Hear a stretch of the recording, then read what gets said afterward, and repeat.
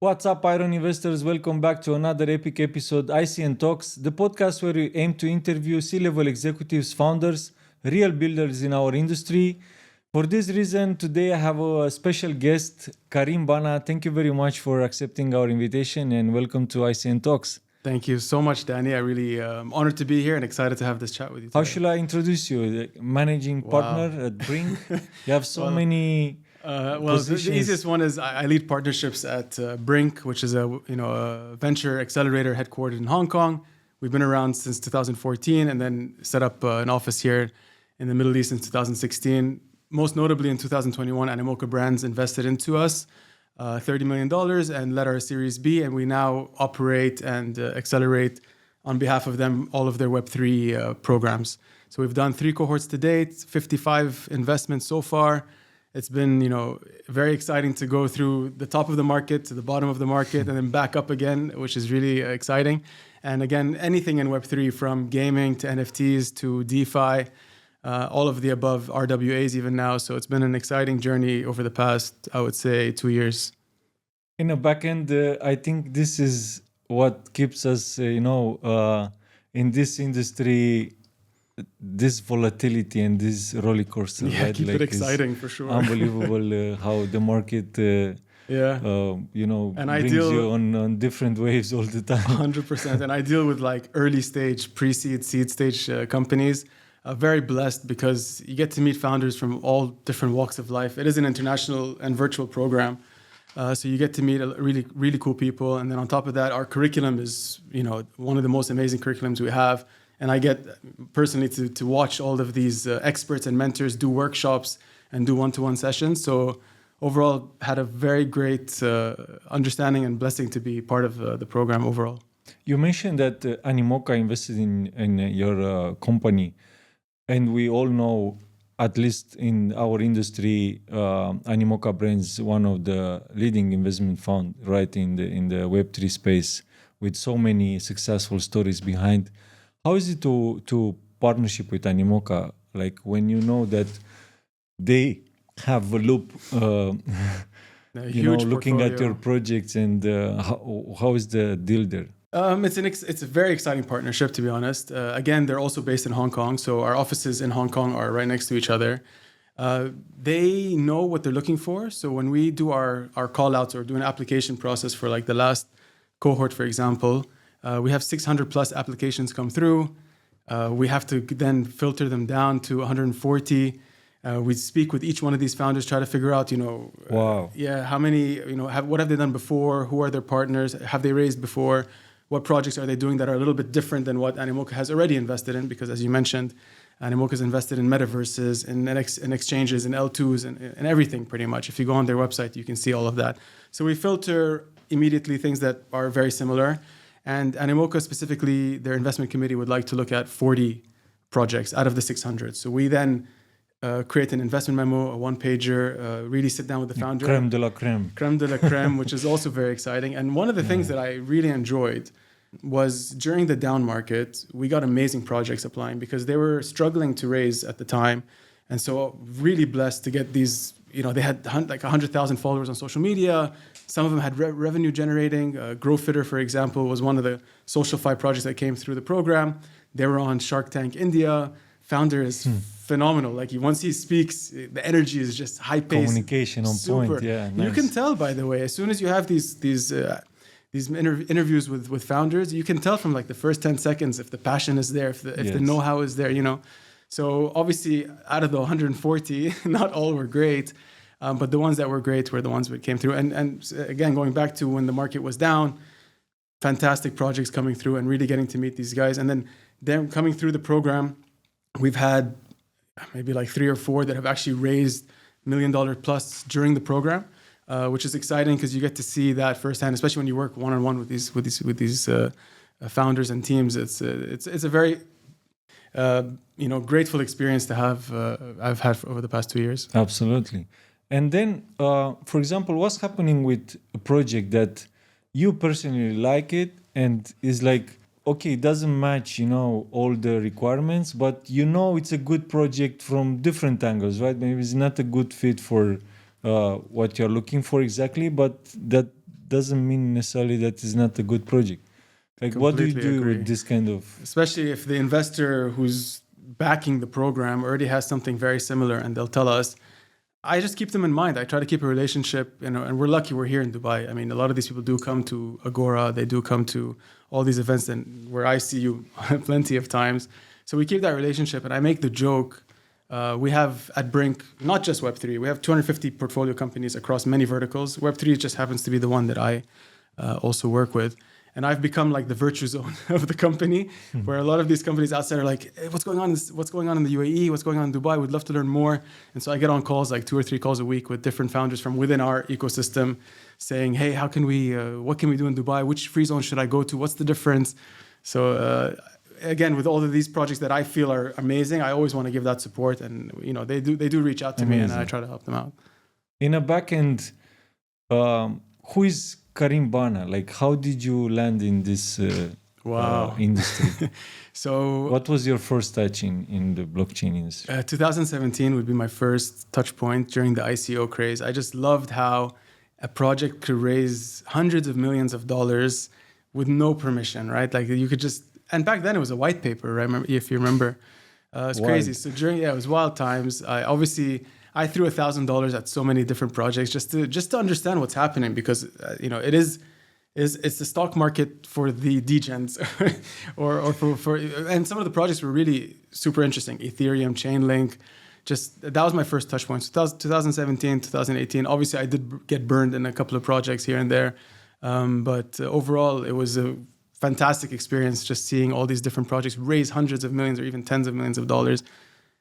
Making a coin. It was insane, indeed. It was, yeah. Like driving a car without brakes. Like you just go and you have no idea what you're doing. Like you just go. 100%. Yeah. And at the time, I was working in automotive industry in China. It was a completely different thing, and I was also in an industry that was getting so much hype, which was the electric vehicle industry. So there was a lot of similarities in that space, and it was just my passion and my hobby on the side. At the time, it was on the side. And my wife was like, what coin? What are these? What are you doing? And she never really got it until now. And then I've known the guys at Brink since living in China a long time ago, 2010 to 14. And when I moved to Dubai, the opportunity arose. They just received the investment from Animoca Brands, and they're like, hey, we're looking for someone to lead our Web3. And I would always chew their heads in about, Ethereum and Bitcoin. And I was always that guy. I was the fanboy. To the guys who are in Brink, and they're like, you know what, would you like to? It was a natural step. It was a natural step, and I was like, you know what, I think this is a great opportunity, and I love working with early stage. I spent most of my career at startups, to be honest with you. How is to live in China? How is the living there?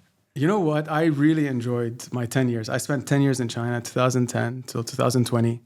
Loved everything about it. It was, I was also in my early 20s at the time. So most of my 20s, I lived in China, which was an exceptional experience.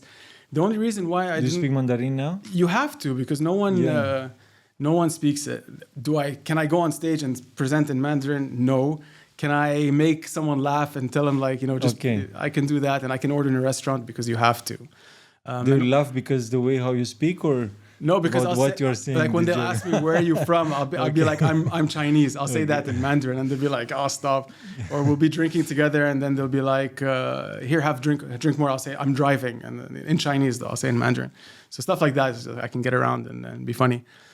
But no, I can't. I think it's really interesting to live, every single day on daily basis with them, pick up their brain, see how they. By the way, they see things and how they manage situations. It's a whole. They're here. Yeah, this is powerful. Yeah. They're here. The U.S. and Europe are behind by a lot. When I first moved in 2010, I thought it would be like, I don't know. I thought it would be like, no roads. Like it'll be like sandy roads. I don't know. Infrastructure. That's how I envisioned it, right? Like infrastructure wasn't really there. I was shocked. It's super clean, super safe. By the way, I would say my wife can walk at 2 a.m. in Shanghai, and I wouldn't be worried at all. Honestly. There's cameras everywhere, obviously. Yeah. But it is, they were, at a time, everyone said they were copying other people, but now they're at a whole different, very fast, and they're technologically advanced as well. And I hopefully they'll pick up on blockchain, and they are starting to look into it as well. But Hong Kong, they are big players in the Web things. 100%. Like all the miners are Chinese, baby. Yeah, like 100%. They know the game very well. Very well. Yeah. we are around this very beautiful announcement, and at the moment of recording our podcast, filming our podcast, is the Ethereum ETF got approved, right? I didn't expect it to be this fast. Yeah, like indeed, like almost immediately, right after Yeah, Bitcoin, right away, Ethereum follows Bitcoin. What do you see next? Like, how do you see the implications here for the industry? I mean, the two ETFs were some of the most successful that we've seen in a very long time. I would say Bitcoin may be more popular than Ethereum. Ethereum as well, it's very easy for us to now buy it and stake it for 3-4%. So you get that upside, but when you buy the ETF, you don't get that. So I feel like that's probably a downside of it. But overall, it's exciting for the industry because it's here to stay. It's even improving. I saw now Ethereum is also launching their upgrade, which is exciting. The regulations are definitely here now. It's a much safer industry to invest in than it was before. Like before, yeah. Exactly. Yeah. So overall, I feel like it's I think we expected this to happen. It's just now it's happening at a time.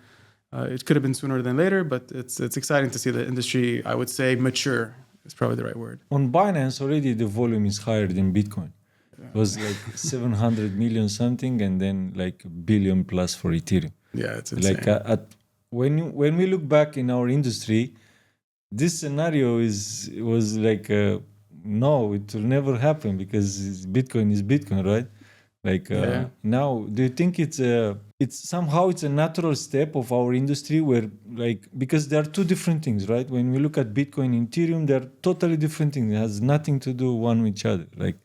And then you see Ethereum playing in this way, coming in the industry of smart contracts and all these applications and stuff. Like, who solves better?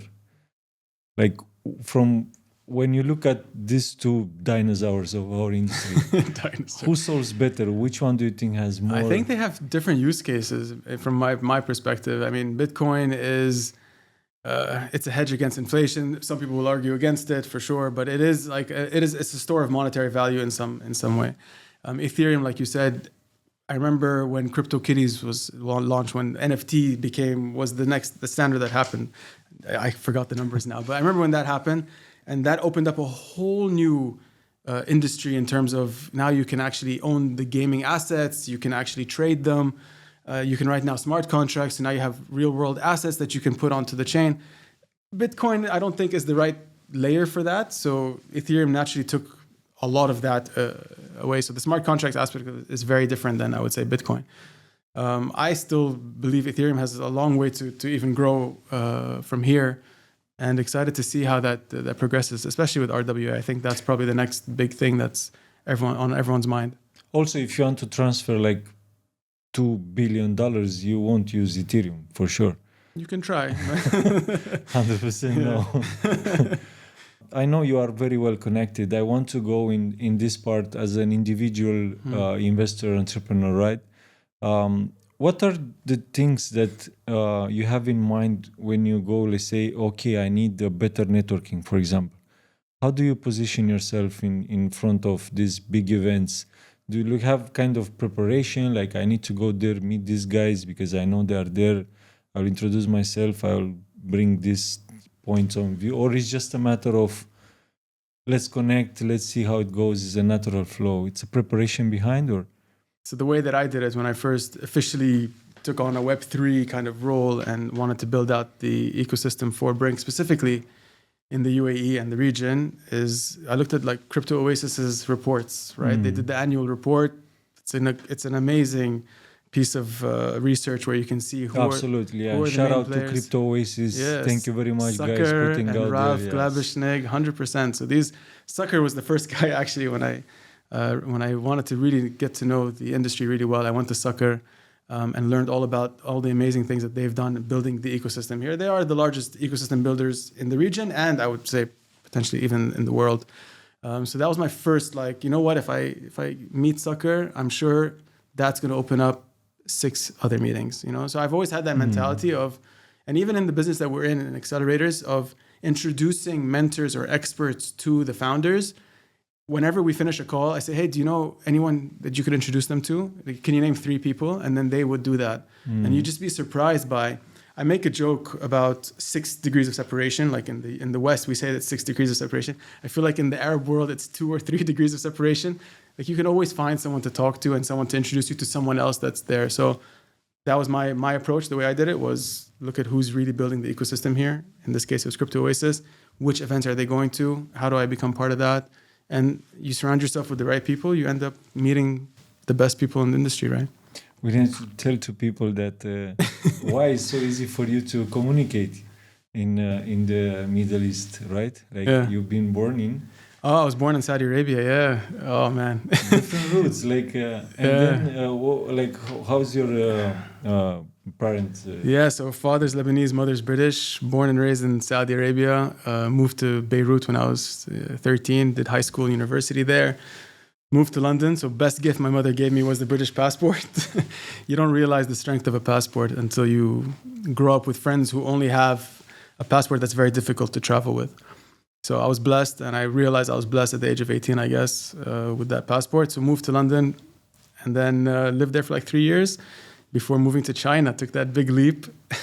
At the time with my wife, she was my girlfriend. We were 22 years old. We were like, girlfriend that time. At that time, wife in China? became wife in China. Nice. Incredible experience. My father's been in China since the early 80s. He set up a factory out there in 2001, and we started off with him, working with him. So it was really a cool experience. You get to learn the cost of everything in life by living in China for a couple of years, I would say. Like the table, like the stupid stuff, right? Exactly. I mean, I think this is the most powerful thing that you can learn from the Chinese culture, from my experience, because I had some e-commerce businesses, and I dealt like almost for 5 years with Chinese people. Drop shipping or like straight up buying and exporting? And the model, it was FBA model. Like manufacture physical products in China, ship them out to Amazon warehouses. Okay. And on US marketplace, on Amazon.com.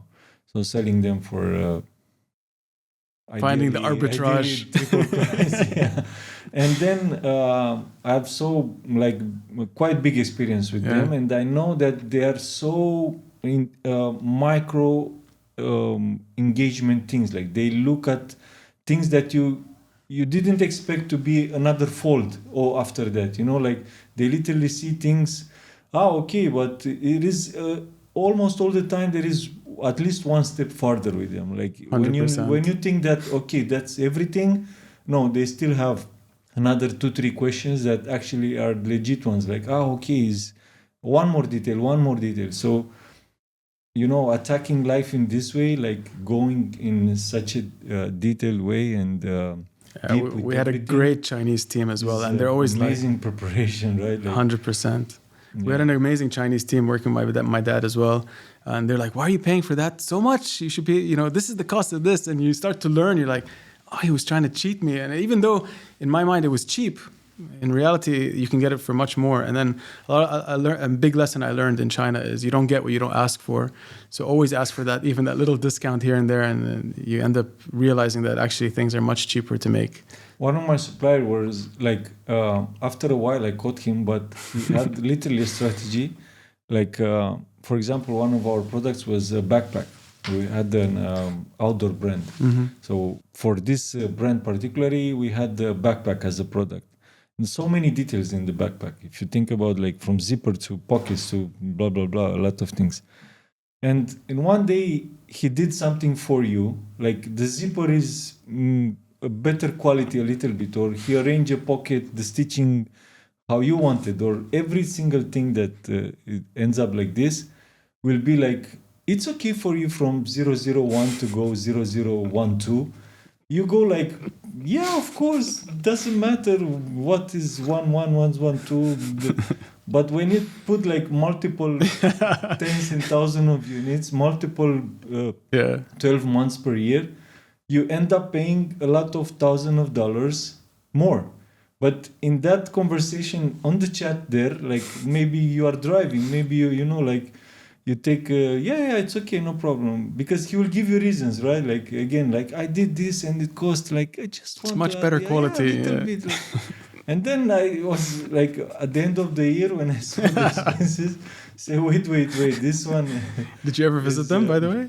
No. Oh, you should This is definitely. another point with them. Yeah. Like I've never been to China and I did payments like 6 figures. Wow. Yeah. Just through like 6-figure payments. Just I built the relationship. I don't know. Like maybe I was lucky because I heard so many There stories. are some horror stories. But in the same time, they are factory, right? Like what's your interest? Interest to find literally serious customers and long-term business relationship. If you find them, just stay there, right? I think so. Like where did you find them? All on like. I had agents. Oh, you had I agents, an okay. army in China Yeah. running the business. Yeah, like you need to. Yeah, like, yeah, 100%. You need yeah. someone on the ground to check before you Yeah. ship it. Yeah. Yeah.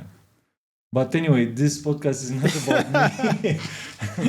It's about you. So I want to ask you a little bit more this Chinese experience, Yeah. like from in the crypto space. Like I don't know if you. So specifically me, yeah. when you been there, it was not related to crypto, right? You were in electric vehicles, right? Yeah. With them. Tell me more about that. How they build this, because now they are so powerful in this industry. So literally, I think it was 2014, 15 is when I met a Chinese entrepreneur, and we're having lunch. And like another thing about the Chinese, like their ambitions are much bigger than some of them, or their ambitions are huge. And he's like, I want to build an electric vehicle brand. Okay, I've never heard in my life anyone just say that at a lunch. And he's like, do you know any car designers? And luckily enough, one of my friends from high school, actually he's based here. It's called W Motors. And they built this boutique supercar, $3 million Lycan at the time. And I'm like, actually, I know a guy, he built this supercar. And I showed him the design. He's like, oh my God, this is amazing. Tell him to come. So, but at that time, NIO was also coming up. Lucid, a lot of these other electric vehicle brands were just starting to come up at the same time.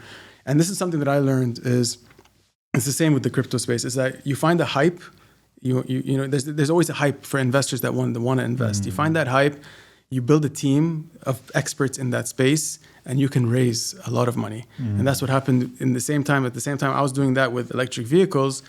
A lot of projects were doing this for crypto and layer ones at the time, or similar projects. So that's something I've learned back then, and I still see that until today, right? So you see that when AI happened, people were just like, okay, a founder, some people just can't work for anyone else. And they're like, they see that hype and they see that I can put a team together really quickly and we can build something special, something different. And I have that strength to raise from investors. And if you can do that at the right time, with the right team, you really can build something special. And I feel like that's something that I learned throughout, whether that's EV, electric vehicles, which is now becoming, like you said, America's 100% tax on the cars, exactly. to layer ones now, to then layer twos, to then oracles, to AI, to RWA now, right?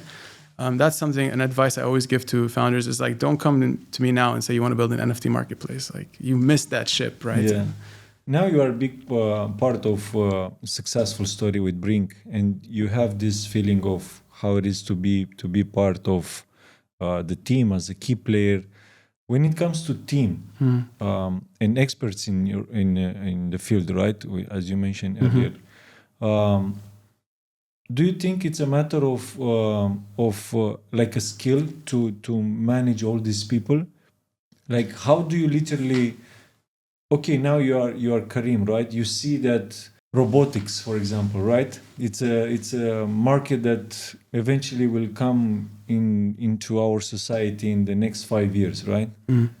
How do you approach exactly this opportunity to build teams? How do you onboard the right expert? I love this question because part of what we do as well is hire the right people. When we have a program, so we don't just do Web3, right? So we also run food tech programs, we run climate tech programs and stuff like that. And sometimes the investment partner that we get on board is looking for a program manager that is in that industry. And I've become, one of my skills I say is I go on LinkedIn and I'll listen to the client and be like, you know, there's this company X and they're so great at doing this. And, you know, we need to build a program that gets founders to that level. Okay. So I look at this company X that they mentioned. I look at the head of operations. I look at the head of partnerships. I look at business development, all these people. And I drop them a mail. I just say, hey, I have this exciting program. You know, no harm, no foul. Just have a conversation and see what you think about it. And you'd be surprised. A lot of people are interested in in growing personally, like, you know, their career and what they want to do. So you have worst case, you have a conversation with someone who's amazing in the industry, you learn something. Best case, you actually convince them to join you. And now you have someone smarter in that industry that you didn't know anything about working in your team, right? And giving them that power is also very important. So that's what I do. That's the way that I've been approaching it. And I've been quite successful at LinkedIn poaching, I'll call it. Mm-hmm. Very successful strategy. But then, works. I mean, like, also from your side as an individual, you need to be an asset at the table, because bring experts in their field on onboarding them in your project. Yeah. They are the experts, right? Not you. So they will shape out the entire. And here is a critical element that you mentioned, that you need to give them freedom, because that's why you onboard them. Right. You're not hiring them so that you can be like micromanaging them. No. What's nice at Brink also is we've built an amazing platform of tools and templates and different ways that, you know, they can come in and they can see, okay, so we have to build a curriculum, and this is the 12-week curriculum. So it's plug and play. It's just be like, okay, I want to put, you know, week 1 is this person, we're gonna have a workshop. So that person can come in and be like, wow, I can actually build something with the platform that Brink has built over the years, right? So we definitely empower them with the software and the tools, which are very important. And then, of course, if you're bringing in someone at a PM or director level, to then help them build that team under them for support as well. So yeah, definitely let them teach you is one thing, but let them use the tools that you've built over time to amplify their talent and their expertise. Give them access to the highest 100%. level of tech. Exactly. Right now, to accelerate everything, like. Yeah. So when they're onboarded, they're like completely into the system, into the Brink matrix, I call it, right? Oh my God, and now I can do like that's it. Yeah, shocking. Yeah. And my team is fantastic, honestly. I'm really happy with my team. I think, I mean, with those elements in place, if you attack an opportunity like this with if you are like 3 to 5 years before the market hits the, exactly the society, you manage to, because there is another aspect here, right? How can you be expert in something which is not here yet? Like it's a matter of fine tuning, find people. I think, in my opinion, everything is backed by passion. Because if this guy doesn't have a passion, huge passion behind, but it is, like you said, it's very hard to, and 100%. They are very rare. It's like it is very rare. These guys are rare. It's very rare. You'll have founders who are very technical, and you're like listening to the presentation, and you're like, oh my God, like they've gone down a very technical path. But then you have a founder who just charismatic, can explain, can talk, and sell it to you, right? And sell you the idea. This is the money guy. This is the money guy. Different story here. Yeah, and if you get a blend of both, then you've hit it. Ideally, you look for one guy to have this, or you are okay with 3 guys. So actually, one of our major requirements for any of the startups to get into the program is to have two co-founders, and usually it's that balance between the one who. We'll say, why don't you let him do the talking or her do the talking, and you're more to the technical. Engine and wheel. Exactly. Right. So when the Q&A happens at the end, if there's anything that specific needs to be addressed, then that person can come in. Because actually, a lot of the pitch is not just the pitch; it's the Q&A at the end. How to answer the investor. What's your gross margin? What are your sales volume going to be like? When are you going to be profitable? All of these questions. If you don't know how to answer them, I don't care how nice your pitch is. Why would anyone invest? You haven't figured it out. You don't. 100%. And people ask me like, what is your suggestion or what is your suggestion on how to learn how to pitch? I'm like, just watch Shark Tank. Like I watched so many Shark Tanks over my life. Pick your brain. It's the greatest way, because you can, even if you just watch that show, you'll tell who's a good founder from one who's not immediately. And why they invest? Why did Mark Cuban and these guys invest? Who are the major investors? Yeah. Exactly. Look at the questions they're asking. It's usually the same questions. Obviously, I want to touch AI part because being again, Brink it's a gate for Animoca Brands to onboard successful projects. Ideally, the most successful ones. And you mentioned at the beginning of the podcast all the filters that you do for any investment. What do you think about AI? When you see such a I mean, like an industry at these dimensions, right? How do you position your company in front of this kind of industries? I love everything that's happening in that space. In terms of like what we've seen between Web3 and AI together, I've seen a couple of projects that really blew my mind that actually went through the program. One of them is called Supersite, and they use LLM to kind of generate charts and understanding of so I would say coin market cap, but with like generative AI. Okay, so you'd say like which wallets have been buying Lido over the past 6 months, and what price on average were they buying and selling at, right? And you give it 30 seconds, and it's supersite.xyz, 30 seconds, and it just gives you like a chart of all the wallets and what they've been doing, and you can start to track it in a visual way. On-chain data. Yeah, but they've added Gen AI to it, which is really cool. To interpret everything. It still takes time, by the way, which is yeah. Training stage, yeah. Very cool, very cool. And they raised during the program, I think, $1 million plus. So that was one. Another one that I really loved was PZM9. I think that's the name. They have built a model. They're two founders, architects. I think they're married. And they trained the model about like all the famous architects in the world, from Zaha Hadid to all of the ones around the world. And then you can come in and say, I want to build a 3D mansion with a swimming pool, with whatever. And then I want it to have urban style. I want it this architect. And then within like 30 seconds, it'll generate a plot, like a beautiful one-off metaverse piece of real estate. And then with one button, you say, okay, sandbox, here's my land, my lot, and it just and put it on. So that's really cool. And what I think is really exciting for our children's generation is I think they're going to be making their own movies and their own games, and like just, prompt it and then be like, here, play a game that's never existed before, or watch a movie that's never existed before that could actually become an award-winning movie or piece of content, right? I feel like that's definitely coming. So those are the two that came out. Those are the two that I saw with an intersection between Web3 and AI that were really exciting. When it comes to interactions with us, with humans, yeah. Do you see it in a matter of, for example, an AI can become a shareholder? Can it judge an investment? I think so. I think if you gave it the right, can it do due diligence? I assume so. That'd be fantastic. I think you literally have an avatar, right, at the table, just open and close from a button. I actually saw a project. It wasn't part of our team. Wasn't part of our program, where they built a metaverse of the stock exchange.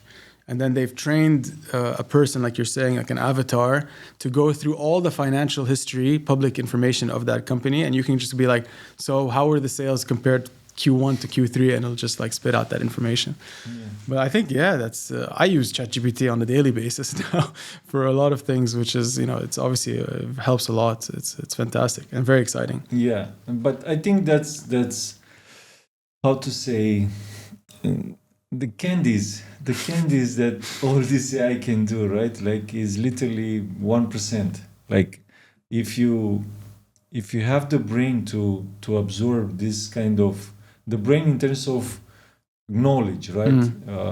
AKA knowledge, not yeah. So to understand how can you plug in AI and put it into certain utilities that literally will accelerate everything.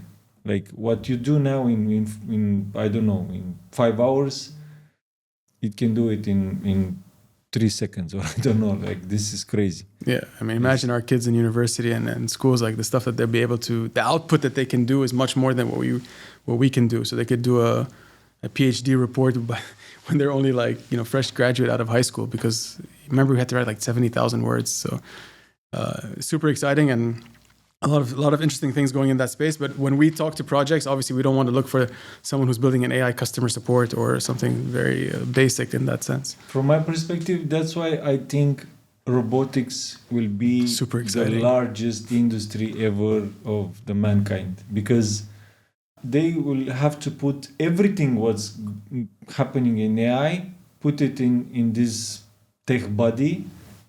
It will do everything what you want. And who's going to win that race, do you think? Order the food, from, paying your credit card. This one will be like no-brainer. But I don't know, from cleaning to parking your car to if they don't invent something else. Well, Tesla's robot is amazing. Have you seen what they're building?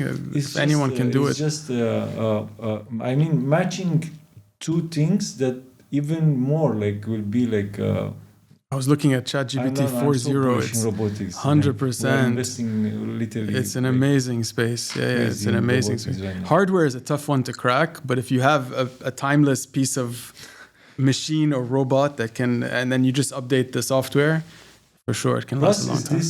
Is this fact of novelty, right? People, us, like, will get excited like crazy with this guy is talking to me. Like, we'll be, imagine we had so much fun with Facebook, right? Like, imagine this kind of experiences, right? And then go and get comfortable with, in the metaverse, like have your headphones, swim in Bali, and then it goes like you are literally already comfortable with this kind of things. The adoption will be way faster than. Very cool. I think I saw Samsung also launched a small little robot for your house. Everybody's in robotics. Yeah, I mean like big boys. But it's expensive to get into this game. So if a founder came to me and said, "I'm raising $250K for a robotics company," I'd be like, "You're gonna need a lot more than that, my friend." No, for a minute or what? Yeah. So yeah, that's also something we have to look at, right? As investors, it's like how much money is gonna take to get to where you need to get to.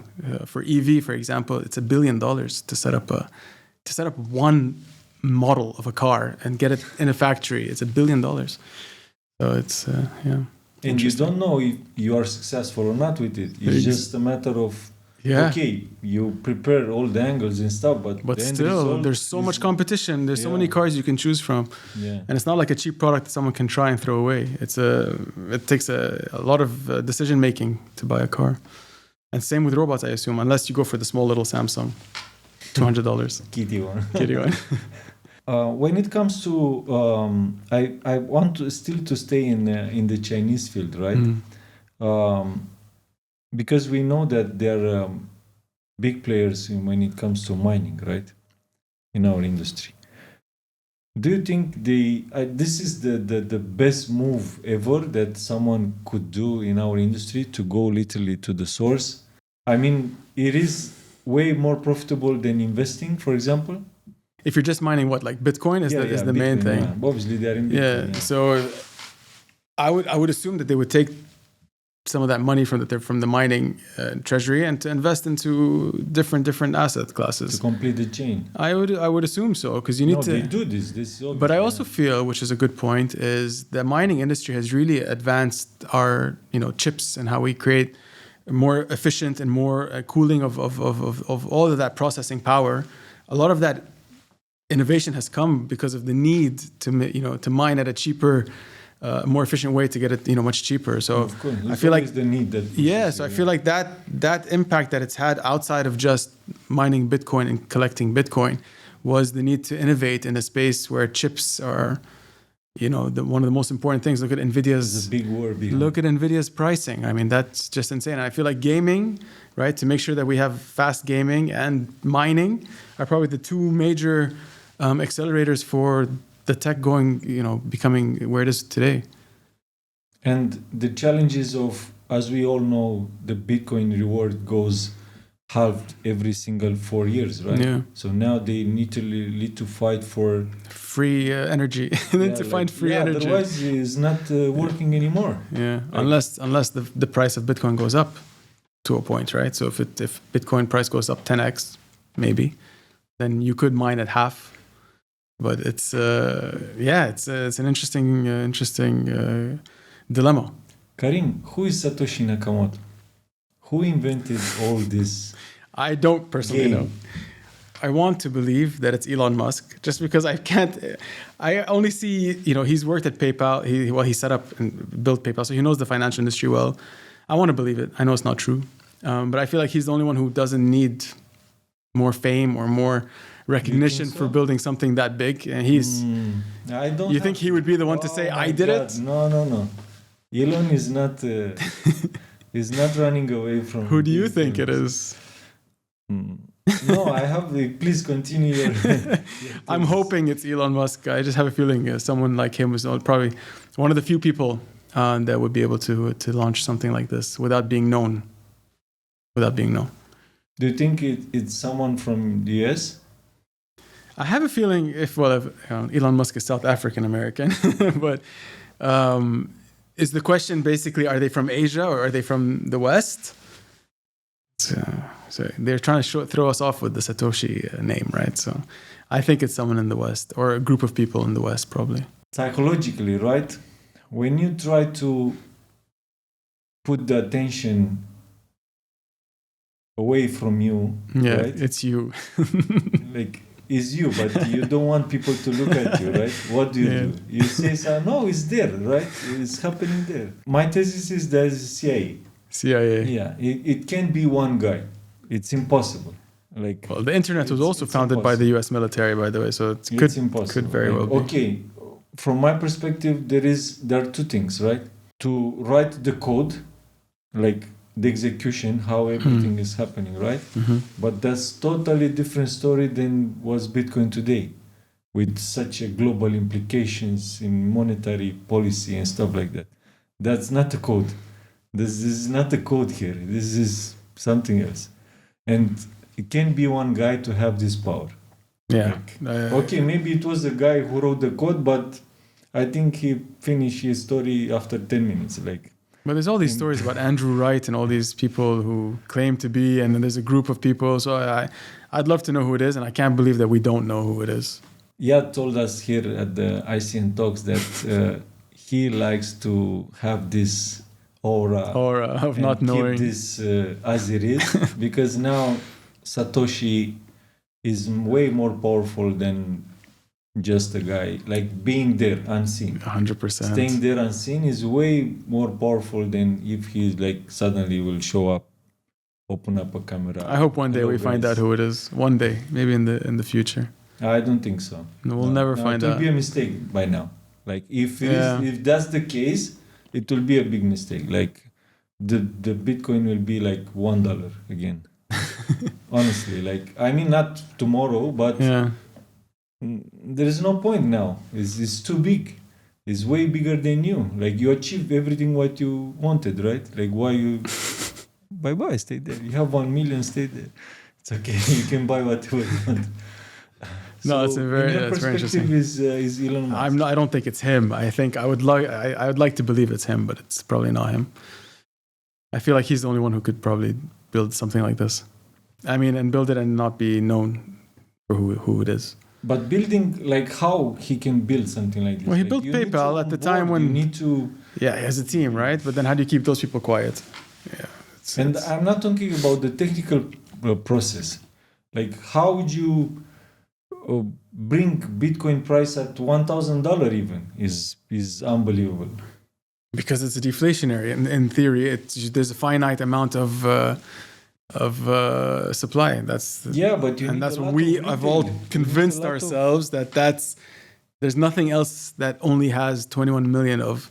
Even when we assess different projects, it's like Elon is that much big to bring an asset to $1,000 from nothing. I don't think so. Yeah, I guess. I mean, listen. It's a theory. Because I don't know. Here is not a money game. Yeah, it's not a money game. It's a power. It's game. a power shift game. Yeah. But why would CIA want to give power shift? Who else? But the dollar's getting a beating, no, out of this. Like the dollar's suffering because of this, unless they completely. In my perspective, that's the game. That's the game. That's the game to switch from dollar to Bitcoin at one point. It is this game, right? At the global level when. Russia, I don't put China, anything against the. They don't consider dollar as a preferent. There you go. So it could be the Chinese then. So now, attack Bitcoin if you can, right? And when we look at technology game, right, in the world, global level, who is number one? If we take top 20 companies in the US for sure. 16 out of 20 is the US. That's what I'm saying. Elon Musk sends people to the moon. I mean, he's planning to send people to the moon and send to space. So. I mean, if I'm number one, you are number two, 10 light years behind me. How can you create something which is 10 years ahead the number one, which is ahead 10 years? Like Yeah, You know, like yeah, it's an it exciting. means you are the number It's one. so exciting right? that we don't know who did it. Like that Yeah, alone absolutely. is just This is the the power. mystery is it makes the industry even better. Then you have Vitalik on the Ethereum side, who's like this. That's more simple. That's, Yeah, but he's you wouldn't expect, or do you see the same person behind Bitcoin as the same character as Ethereum, as Vitalik? Probably not. You see like a nerd, kind of like a skinny. This is always from that world. It's always that world. Can be like a guy in the gym. Like or, the anonymous hackers. No. Yeah. The guy at the gym. no. It's not that guy. Not super interesting. It's focus on one thing only game, right? They know only that. And they are completely out of the world. So cryptography and else. that kind of, like they don't exist in other worlds. They don't have no idea about. There were projects before Bitcoin, right? Before about cryptography money, right? Yes, so there's a lot of projects that try to do it. Bitcoin was the one that was most successful. Anyway, inside of the Bitcoin technology, there are more technologies combined, right? It's not only the blockchain itself. And what's your outlook on the next? Is it just going to be Bitcoin and Ethereum for the longest time, or what's your take on like Solana and the others that are? Is there a chain for every use case? Is that your consensus, or do you think they're going to consolidate into like 10 or like there's a lot right now? In my opinion, there are two scenarios. Even we go wild, like every single bank will have their own blockchain, every single thing will have their own stuff, every single blah blah blah, so it will be like super horizontal stuff, or they will figure out on Bitcoin on layer 2, layer 3 maybe, I don't know, just scale the Bitcoin network, and Ethereum on the other side solves different stuff, and then everything will be there. Like when you come and say, hey, we are late, blah blah blah, no bro, bye, we have everything here. Like, but I've dug deep into Avalanche. It will be like maximum 3 to 4, 5. My Solana also, if they find a niche, like okay, as it is now, the retail meme, blah blah blah, it might be for them to survive. But after that, like, will be like, why you are doing this? We have this. Like, no need, build here. That's it. So even Avalanche, when they work with like I think JP Morgan and the likes, they do create a private network for them. So there are chains that are doing just that, like you said. Instead of doing their own, they're using chains like Avalanche to build subnets within it. You can do your own things, right? Like bank-owned stuff like that, but everything will belong to something. You won't be totally separate. No, you can't. You have no reason to be there because we have everything here. Like why you? And what's your take on like EVM versus non? You have to. You have to go EVM. Yeah. What about like SUI and? Yeah, you have to. You have to eventually go. Yeah, eventually, like. And is that because of like? It's too big. It's way too big. The liquidity is all there, basically. It's like you want to be the financial guy that you don't want to come to Dubai.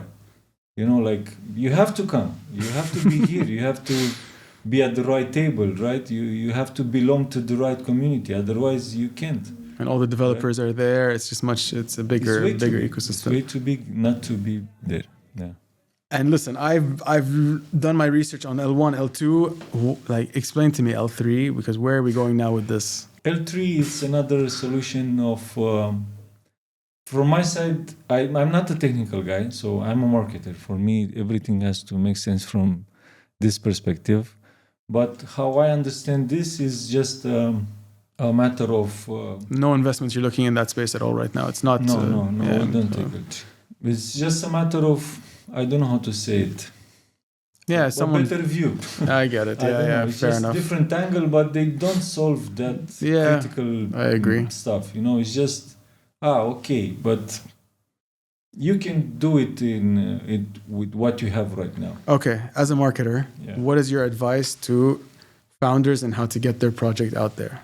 What's the best way? Because I get this question all the time. Everyone says, "Get me a KOL. That's going to solve my problem." What's your take on how to get projects marketed properly? There are two different things. From my perspective, there is your project as a company, let's say in Web 2, and if you want to plug in your project into Web 3, having a token attached, launching a token is a totally different story. Launching a token, you need 1 trillion ropes in your hands. There are so many elements, from centralized exchanges, from DEXs to market makers to all these elements that you to have community. How do you bring your community? How to hype them? How to there's a lot of things. But then at the core level, at your product, obviously you have to be expert in your field. There is no such other way to build things. You have to be expert in your field. You need to tell me exactly what problem you solve and why you are the best one to be chosen to solve that problem, right, from the market.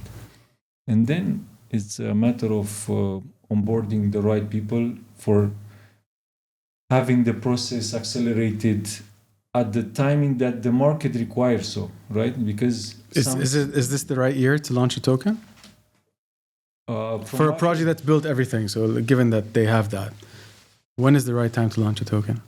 Because it definitely wasn't last year. If I'm the founder, I'll definitely launch a token in bear market. Wow. Okay. Not in bull market. Okay.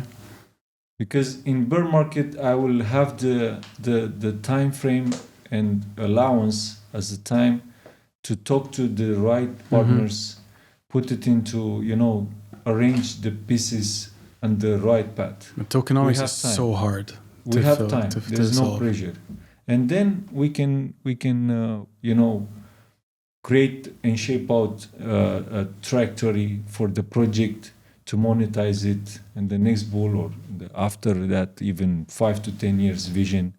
But it's way better because in the bull run, during the bull run, everyone is going crazy, So it's very easy to onboard just money, put it like that. If you onboard just money, you can make it. Yeah, I mean, tokenomics is one of the hardest things I've seen so far to try to figure that out for whether it's gaming or just any project. And I don't know. I mean, what other than the major like Ethereum and these guys who I feel like have a good tokenomic strategy, it's a hard one to assess and figure out like how much tokens do you give away? How do you kind of? And then there is another thing. You need to launch on Launchpad, right? Your token. You go and talk to guy number one. Said, no, 15% TGE is not working. My community will blah, blah, blah, blah, blah. Okay, make it 25. Go to second guy. How come 25? 25 is nothing. Like, go 35. Like, And then you go like, guys, what you are doing? I'm working for you. You want 50% at TGE? What will do? Like, and then running a launchpad, for example, is one of the most complex businesses in our industry. Honestly, and which one? To founders, they are dying every single day. It's very hard. You don't know what to do. Like the projects, they are putting something on the table, but the community wants something else. But in the same time, you need to run the business. You need projects. You need to do stuff. Just one thing on launching your token. Like, how would you choose your launchpads? What's the budget to launch a token as well? It's like how much budget do you need additional to all things? Like only market makers you need to put.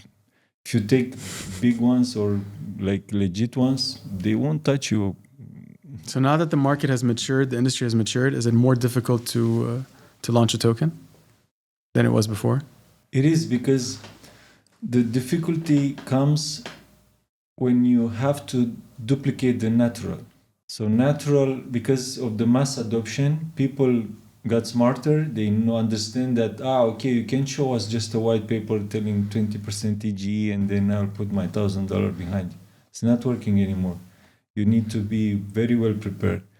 And to duplicate the natural, to show me that you literally have a community behind, not just 300 following and one comment, fire, whatever, right? So that's super expensive. To duplicate that natural is super expensive. That's why it's way hard.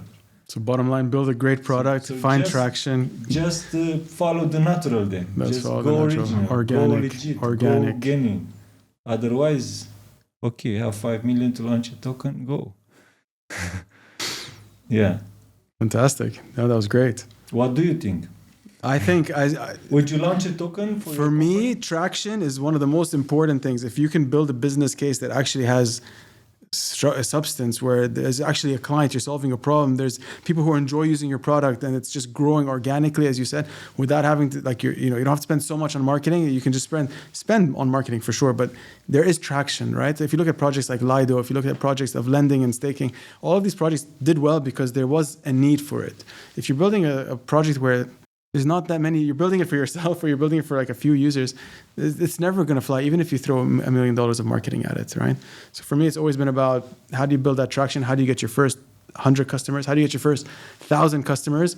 And once you get to 1,000 customers, you start to really figure out the right time to launch a token and build a community and all that. So for me, a lot of the projects that we did accelerate, we're planning to launch a token. They're going to start doing it now.